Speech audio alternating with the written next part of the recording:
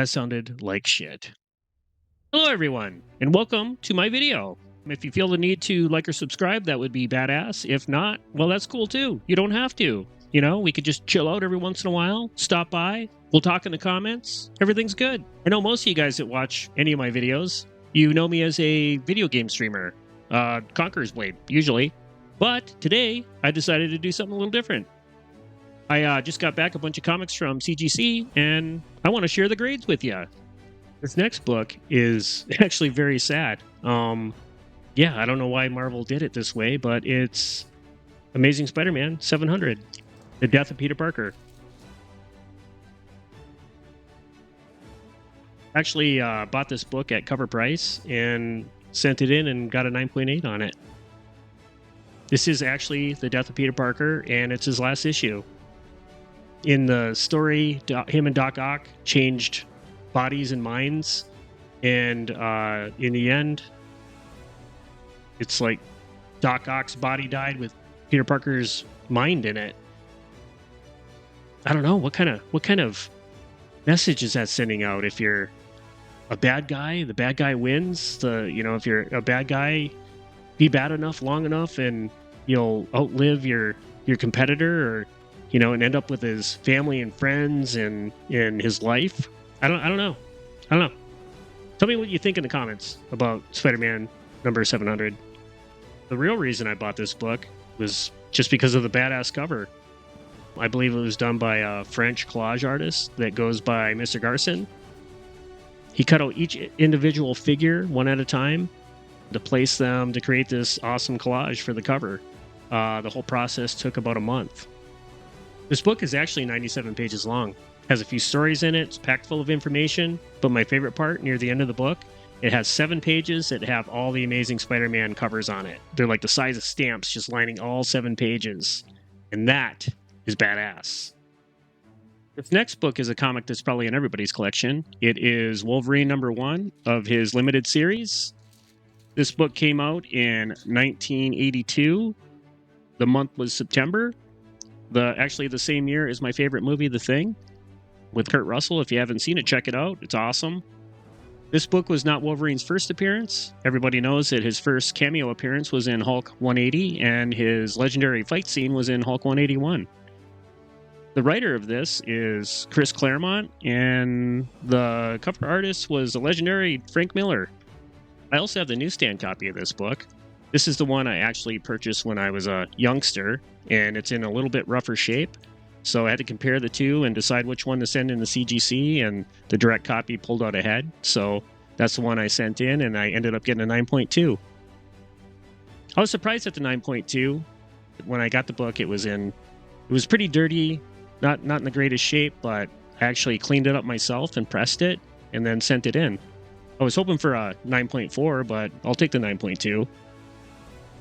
I guess now's a good time to bring up the dreaded, if you like this video, feel free to like and subscribe. If not, that's also cool. Just check in on me once in a while, and let's talk about comics. This next book is Wolverine number 3 of the limited series. And I sent this one in just because I thought it would get a higher grade than it did. I mean, there wasn't any spine ticks. The corners were good. I don't understand why I got a 9.4. I was hoping for a 9.6 at least. But it is what it is. It came out in November 1982, and it is also written by Chris Claremont, and the cover is done by Frank Miller. I imagine this book is very difficult to get at a high grade because of the black cover. I looked over this book, I cleaned and pressed it myself, and there's no spine ticks, not a lot of spine wear. The corners are good. I just don't understand why I got a 9.4 and not at least a 9.6, but I don't think it's worth like cracking open the case and resubmitting it, because the book isn't worth, a great deal of money. So I'd probably be in the hole on it. So I guess for right now, it is what it is. Who knows? Something could happen. Something, a character could appear in the future that made its first appearance in this book or something. And then it might be worth more. And then I would think more intensely on breaking it out of there. But for now, it's staying where it's at. All right, let's move on to the next one. Next on the list is DC Comics Presents number 47, and that came out July 1982, and it's featuring Superman and the Masters of the Universe. The story was done by Paul Kipperberg. The artwork was done by Kurt Swan and Mike DiCarlo. Ross Andrew did the cover. I cleaned and pressed this one. I had it in my collection since it came out, and it was in pretty rough shape, and I'm pretty amazed that it came out at a 7.5. An 8.0 would have been nice, but I'll take the 7.5. This book is the first appearance of He-Man and Skeletor in a comic book. I'm not really a He-Man fan. I'm kind of a Skeletor fan, but not really a He-Man fan. I just got this book graded, to actually sell it because I'm not a fan and I want to take the money and I kind of want to put it towards a book that I want more so than this one. But it is a fantastic book.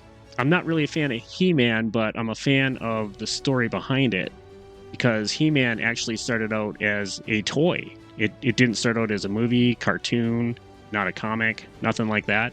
It was a company that brought the toy to investors and they wanted them to invest in it. And the people at the company were like, well, there's going to be a comic, right? There's going to be a comic, telling the story of He-Man, right? So, people get, used to the toy and want the toy, it has some background. And the toy makers were like, oh, yeah, sure. Yeah, there's going to be a comic. Yeah, we have it in the works right now. We're just not finished with it yet. And they went back to their office and started calling around to all the comic book producers, and they actually created a small comic to put in with the toys, and that's where the comic came from.